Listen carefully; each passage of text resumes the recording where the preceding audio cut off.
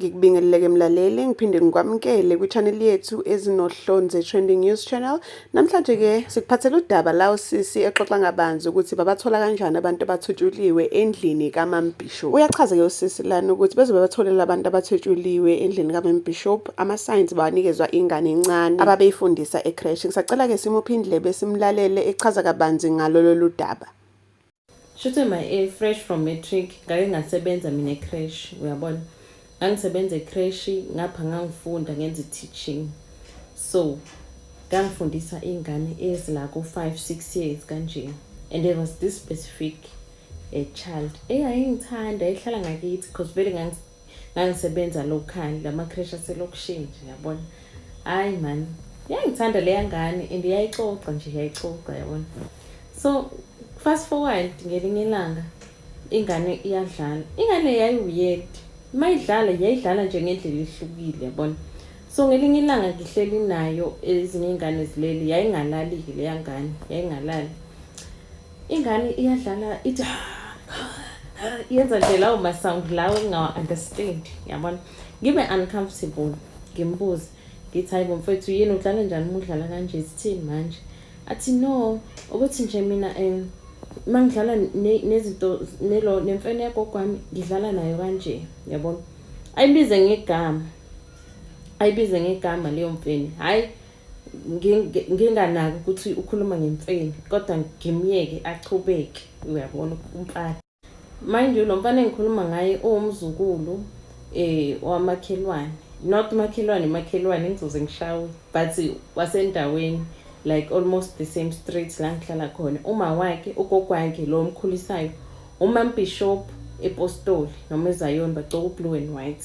Yeah, bagcoka blue and white. uMam Bishop gogwakhe uhlala naye. And then nabo malume wakhe about2 aba mentally disturbed and then awu aunt bakhe abahleni. Hayi shothi ke fast forward ngelinye ilanga siyezu guys. Sambe nje i-trip yabona. Sambisa ingane ezuna siwothisha. I was very close to this young boy and sibona imfene. Athi ingane nangu ulo khanje ambiza ngegama. Abiza the same name ayibizile ngathi ngimkhuzu usayibo wena musukudlala kanje le athi ujwayele ukudlala naye. Sithi hayibo uthi ini? Athi ikhona ekhaya lento lena ngidlala nayo mina. Igama lakhe uSibanibani. Uyabona hayibo shaqeke. Singakholwa sibukane singothisha sibukane kodwa nje sibrush off indaba sihlebe idlule singayithathi nje yabona siba naleyo bhela mind ukuthi hayi khona imfene kuloya mfana ugogo lokushuthi unemfene but nje kungabi into esiyithathela kakhulu ekhanda bese sihleba ngayo nje. Hayi ngisathi kuncane lokho guys angitraumatize umfana. Ngelinye ilanga ingane bezilala so sasizilalisa ingane around 12 kanje and then ngabo 1 ziyaqala ke ziyalanda yabona. As I said le ngane ibingalali makulala ezinye ingane so ingakho sasine bond mina naye. So njalo makulala ezinye ingane yayizongixoxela. Ifike kumina ingane ithi yo ma'am uyazi mina ngiyadlala nomkhulu wami mina umkhulu wami unetshebe engaka ngimbuke. Ngithi umkhulu wakho awunamkhulu nje umkhulu wakho washona. Athi hayi akashona umkhulu ukhona umkhulu uyavuka ebusuku siyahamba naye nogogo siyahamba naye siyosebenza. Ngithi nosebenza? Athi ya siyahamba siyosebenza nomkhulu usipha ingane kamngani wami eyashona yabona sayingcwaba futhi but bekumngani yakhe lo mfana omncane. Athi nosipha umngane wami ukhona siyadlala mina naye nje nasebusuku siyahamba siyosebenza. Hayibo guys. So mina i-strength sami ukuthi if ngizwa something ngisho ngathusa kangakanani I do not react immediately yabona. So ngimbuze ngenza ama follow up question kule ngane ngithi hawo kanjani manje usipha? Athi ya usipha uhleze ekhalela uma wakhe nje yabona nje lapha endlini but nje ukuthi nje uvuka ebusuku kuphela ugogo umvusa mekumele besebenza. And wena memo wena ugogo nje akayithandi lento yakho ukuthi wena uzolala ebusuku wena njalo mase siza ngakini sidlula ngakini wena uyafunda and futhi wena nje siyasha masithi siyeza lapha. Hey Azikhiphe indaba umntwana. Ayikhiphe indaba umntwana asho nje nokuthi bayahamba baya like bekhona i-supermarket local be-own abantu abamnyama. Asho umntwana nje athi nje bayaya lapha ebusuku banogogo wabo bafike nje basebenze lapho bathathe lokho bakuthathayo. Hey, ngisathi ngikubone konke. Ngisathumathaza indaba yaSipha. Ngiyayibona yamkhulu wakhe uSipha. Phela uSipha ingane kamngani wami same age as yena eyashona isinonyaka yayinonyaka ishonile ngaleso sikhathi. Uyabona? Ngiyacabanga ukuthi hayibo into ekuzoyithini le ngimtshele ngingamtsheli umngani indaba engisizwa manje. But I kept my cool. Ngilongo nje ngimbuza ama follow up question mfana ngimbuza ama follow up question. Hayi umfana nje ayikhiphe indaba ayikhiphe sokube clear ukuthi hayi ugogo uyathakatha. Ngiyabona vele nje kube clear indlela umfana exoxa ngayo ukuthi hayi ugogo nje uyayithakathela. Lapho uMaBishop esikhuluma ngayo ugcoka isambatho. Ngaya straight kumngani wami mangiphuma emsebenzini. Bengakwazi nokulinda bengihlukumeza lento le guys. Ngifike kumngani wami ngimtshele ngithi Sithombe kusona so yabona. Because ngangazi ukuthi indaba yokulahlekelwa ingane yakhe yayimhlukumeza kakhulu because indlela ingane yakhe yashona ngayo yayinga understandeki but yona sayingcwaba. Hayi akhale umngane uyabona. Hayi aphatheke kabi ke vele abe emotional and all of that because kusho ukuthi nabantu makahamba ebantwini babelokhu bemtshela ukuthi hayi ingane yakhe ithethuliwe and all of that.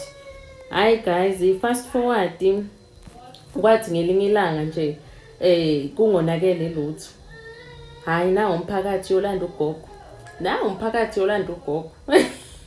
Shuthi umngani wami wacasuka angazi ke waconvince umphakathi ukuthi lo gogo lo uyathakatha sambini siyobheka indlela logogo uyabona. Hayi nango umphakathi yolanda ugogo kuyaliwa so kugcine kufike amaphoyisa ukucontrol situation. Makufika amaphoyisa angene phakathi. Umphakathi uvaleleke ngaphandle bakhiyile igate gogogo but nje kune chaos baphonsa amatshe bayathukana benza ukuthi nokuthi angene phakathi amaphoyisa. Mangena phakathi guys angazi mina ngafika nje sekugcwele imoto kwagogo. Sekugcwele imoto kugcwele naleza imoto ezilanda izilwane uyabona. Kukhishwa izinto esingazazi nathi izinto ezithusayo. You understand? Kwangangokuthi amabhokisi womncwabo bekhona iroom elingangena okushuthi lapho. Kukhona abanje abantu abamnyama niyathakatha. Hayi guys kukhishwe izinto kukhishwe abantu abashonile kusho ukuthi kukhishwe yonke lento. Kusho ukuthi kwenzeke ukuthi atholakale uSipha nalelo khehlela lishiwo. Kwatholakala nomunye futhi owayelunga lomphakathi owayemakhelwane okudala washona. Shuthi naye wayethentshuliwe uyabona. Hayi kube yiloko ke kube ichaos nje guys kube ichaos ahamba amaphoyisa kusho ukuthi bamshiye lapho ugogo uyabona. Abantu basale bephonsa abatshe baphonsa amatshe bamthuka ugogo abantu ngoba igate lalikhiyiwe babengakwazi ukungena abantu. Ayi kushintsha iweather. Kushintsha iweather. Uyangizwani? Bekushisa yavele yashintsha iweather ngoba mnyama kwagcwala umoya nje ngoba nesivunguvungu. Waphuma ugogo nebhakede. Athula. Ayithulela. Athe phuma nebhakede ugogo wadobha wonke lamatshe abawaphonse egcekeni lakhe wafaka ebhakedeni. The funny part ukuthi abantu bese bencenga ugogo befuna amatshe wabo. Sicela amatshe wethu siyaxolisa abantu bebeze ngempi. Kwagcina kuyibone baxolisayo lapha kulogogo. Ugogo ayithulela nje. Ube lo wayibuthela amatshe wafaka ebhakedeni wangena endlini. Abantu basala bencenga amatshe wabo because bayasaba phela ukuthi uzowenzani lamatshe logogo. Ophonsile lapha hayi bandla. Olphonsile olijikijelile litshe kulela gceke wayethukwe enge. Lapho usakhona lo yagogo usakhona. Akaza boshwe akaza xoshwe endaweni usakhona and sesamukela ukuthi nje bayathakatha kwakhe lapho uney'ntombi ezinhleni uney'ngane ezinhleni ngiyasho ngithi hayi bandla ngizwe loyo gana kuloya muzi.